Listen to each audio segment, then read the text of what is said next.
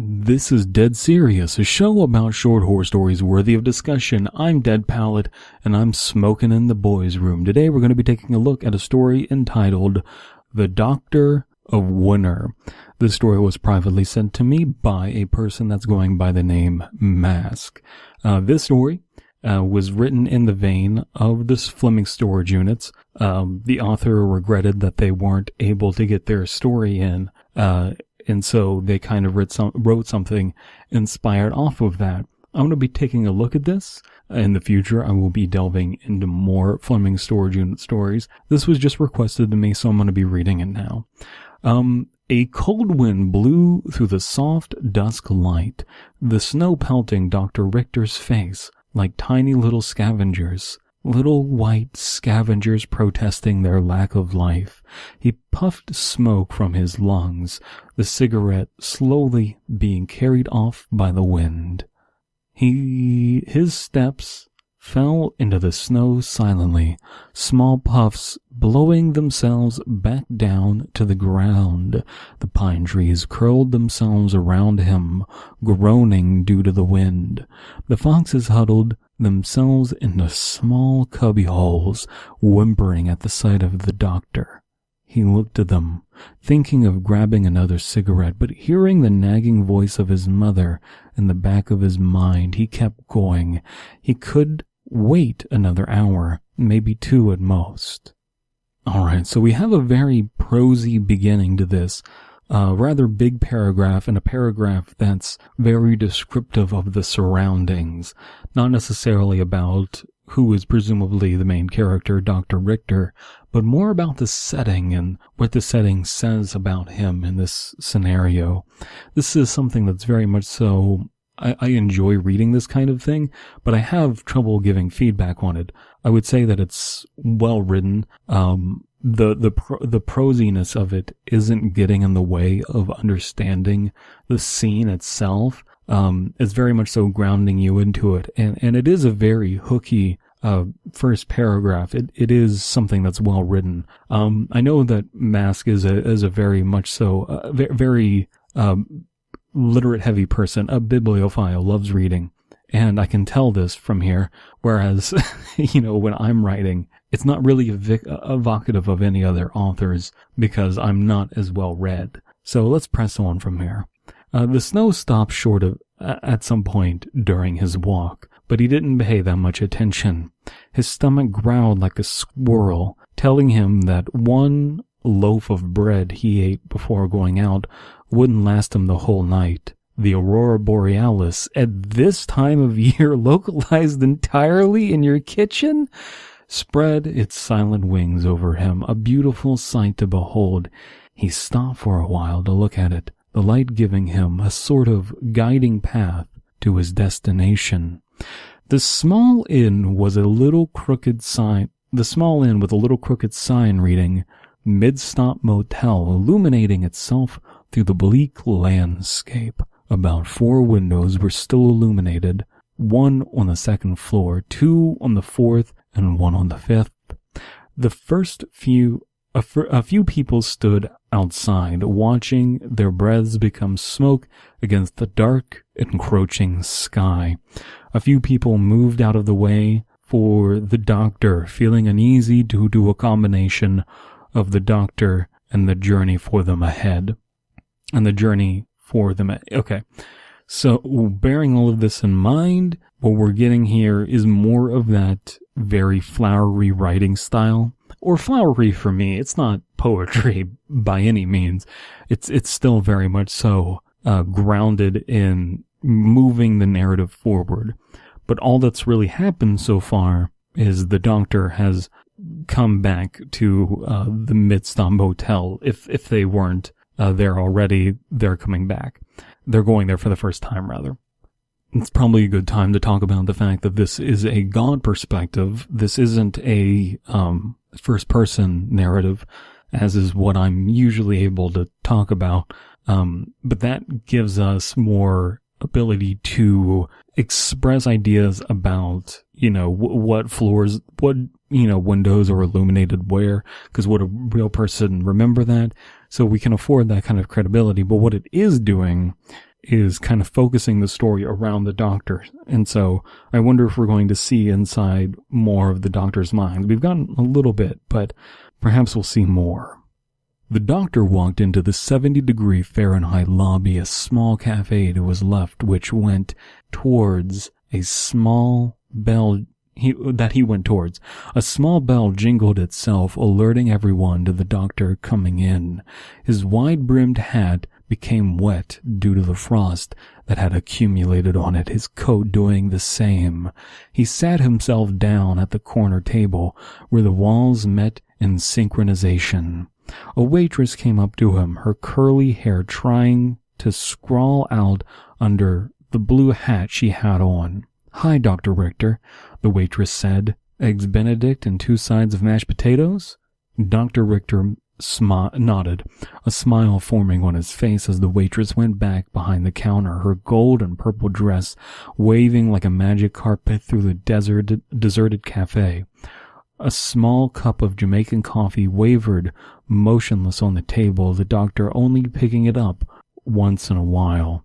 He was more interested in the aurora borealis outside, as it was unusual to get it at this time of year. This localized entirely in this mid-stop motel.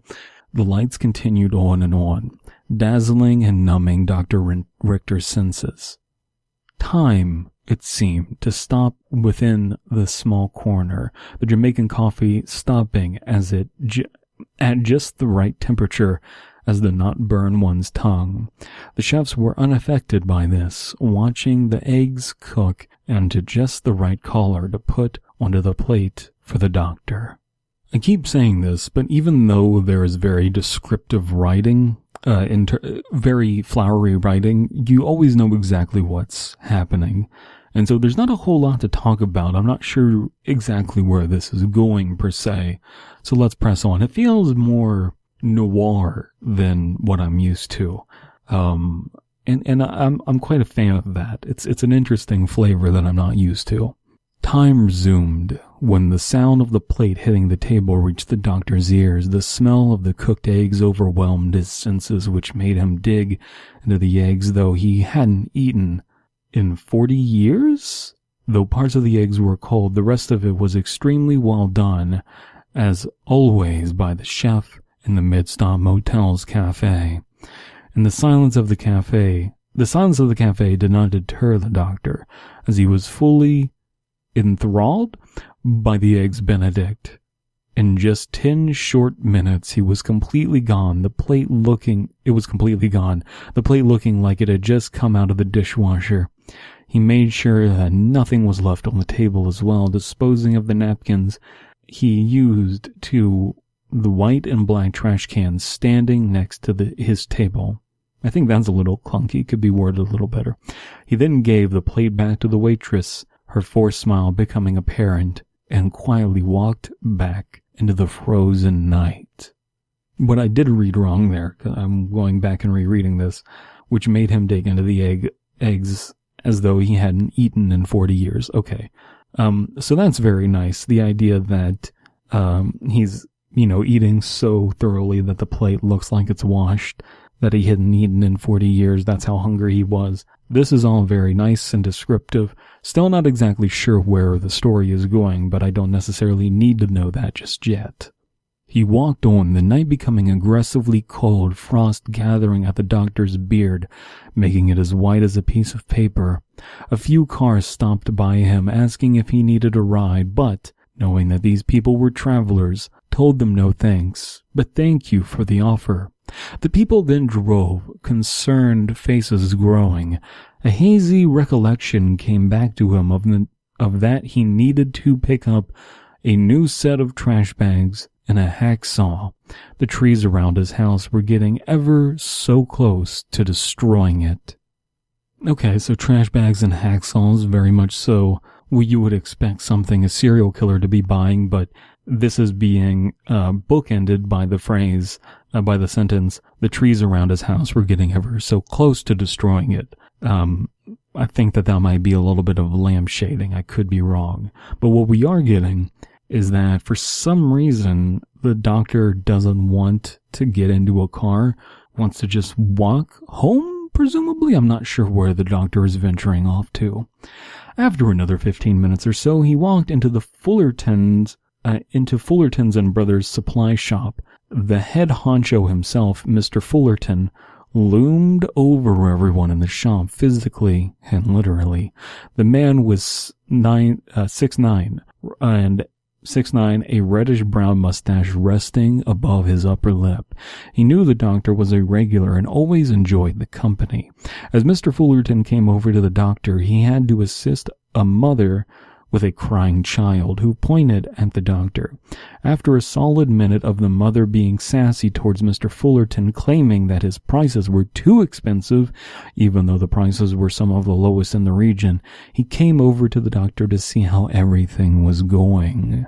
I'm kind of having problems placing a time period here, but it does feel like a time gone by, not a time that I've ever been alive, and possibly in a very rural area, especially if people are complaining about prices being too high. The doctor's voice came out in a gruffled jumble of words. Just that I might also need you to fix a pipe near the wine cellar. The water pressure's been off and on for a few days, so better get on it before the shit gets worse. Got a 1.5 inch thick PVC pipes. Been looking all over the store, and I'm some druggie trying to find his secret stash of cocaine. That last line is a little bit much, personally. Like a druggie trying to find a stash of cocaine. I don't necessarily know anyone that talks that way, and if you want to have believable dialogue, then I wouldn't go that way. If you want to go a more cheesy, more campy, then I think that's fine dialogue for that, but I'm not sure what the goal is here. It doesn't seem in line with everything else I've read so far.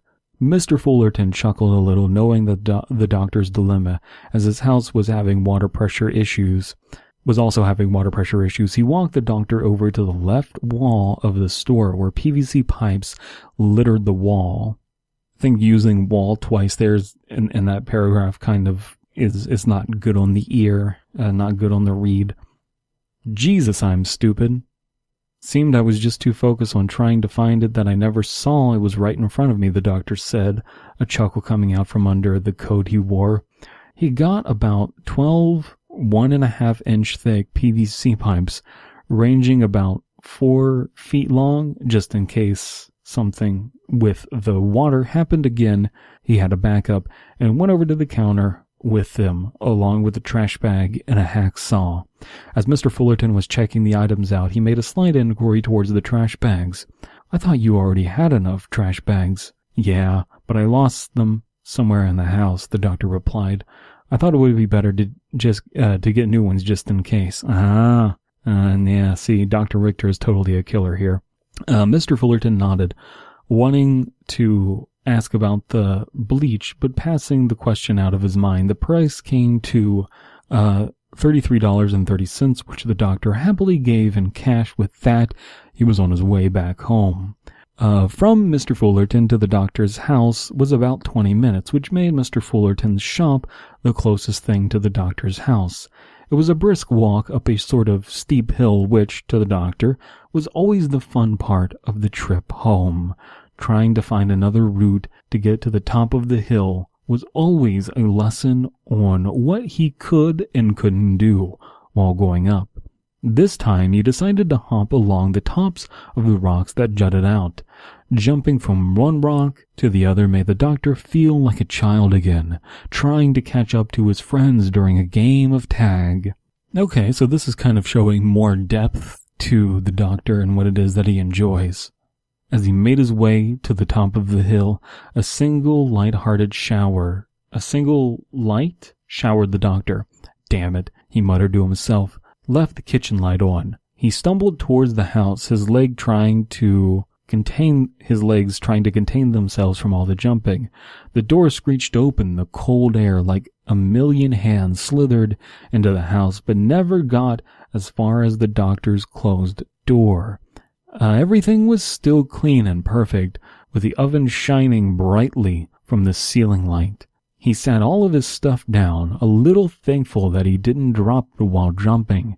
He moved into the bedroom, taking off his black coat in favor of an all-white one. He then grabbed a few sponges, a sledgehammer, the bleach, and went back out into the cold.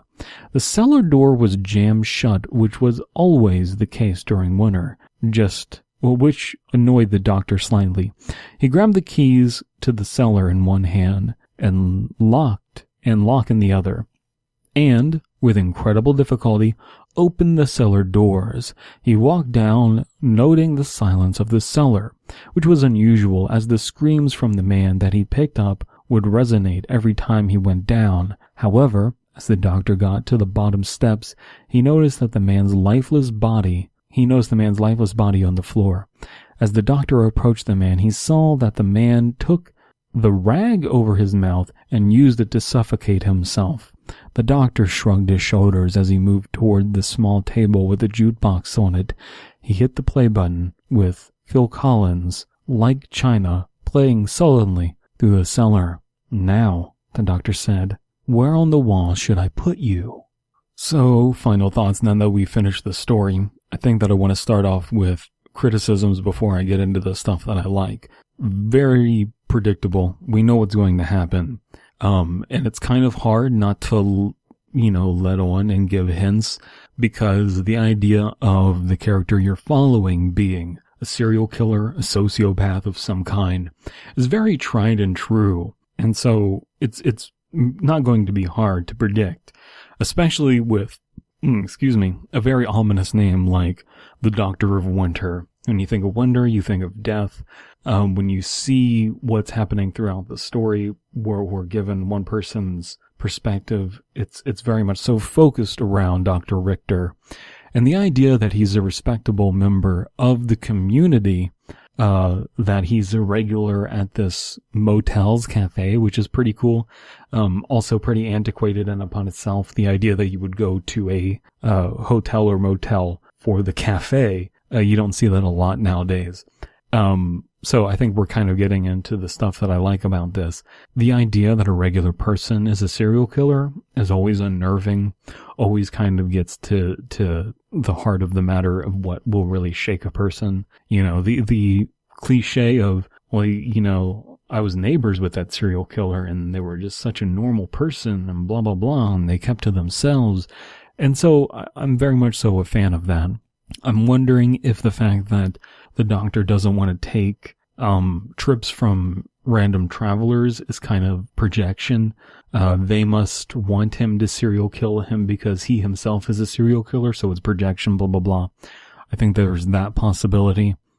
But I think that a story is really made in the details that it puts forward. So here we have the mention of Phil Collins' song Like China. I like that. I like that that's a very specific thing that is also giving us a more concrete timeline for when this is occurring. I like the aspect of we know the diner where he goes and what kind of diner it is and who waits on him and, what his regular meal is. And, he's well known down at the, at Fullerton and Brothers, supply store and this kind of thing. All of this stuff is the flavor, right? The story itself is chicken. It's a very bland protein in terms of structure, but I think the seasoning that you add to it is really what makes it special. I wasn't overall enthralled with this, but I do think it is a fun piece of creative writing. And I think that the challenge here, to improve the story would be, how do you, foreshadow what's going to happen without it becoming overbearing? And I don't think it's overbearing here, but how do you foreshadow without it becoming clear what's going to happen? You want stuff to click into place on the second reading, and as I'm rolling over this now, there aren't a whole lot of things that are really like clicking into place of like, oh, that meant that. And so adding more of that stuff would take it from what I think is really competently written, fun to read, and well above what you would get from your average no-sleep story, and take that and put it into, a masterclass of creepy stories, of creepypasta, of ashcan horror. what could you do to recontextualize everything in a story that you would see likabilities, where it's like, oh, that meant that, and it appreciates the more you read it. This feels more like a one and done kind of thing. So I hope that this criticism is helpful to Mask. I hope that this criticism of this story is instructive to other people as to what they can aspire to, definitely with a very noir style story like this. Not noir in that there's all of the trappings of noir, but stylistically written in that way. The understated aspect of a person's day-to-day life. They just happen to be a killer. That kind of noir, crime thriller noir kind of thing. Let me know what you think of the story down in the comments below. And with all of that, it's time to get on to our sponsor of the day. Steamed hams, delightfully devilish.